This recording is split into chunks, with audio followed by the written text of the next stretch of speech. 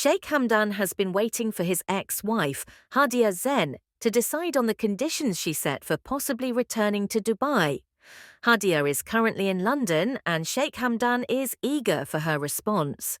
Meanwhile, his current wife, Sheikha Thani, is also in London, and his girlfriend, Shama al-Falasi, has distanced herself, leaving Dubai without letting him know her location. During this time, Sheikh Hamdan stayed at his palace, taking care of his two children, Sheikha and Rashid. Recently, both children fell ill with high fevers, first Sheikha and then Rashid. This was a challenging time for Sheikh Hamdan because most of his nannies were on holiday, and he also had important political duties to handle. He decided not to send his children to his father's house, fearing the fever might spread to other kids. In desperation, he reached out to Hadia for help, but she didn't answer his calls. Instead, she sent a message saying she would call him after making her decision about her conditions. Feeling stuck, Sheikh Hamdan tried to contact Shama even though he didn't know where she was. To his relief, she answered his late-night call. After hearing about the situation, Shama gave him an address to send a car for her. Within an hour, she arrived at the palace. Shama met the children for the first time and took care of them like an older sister. She fed them, told them bedtime stories, and stayed by their side for 3 days until they recovered.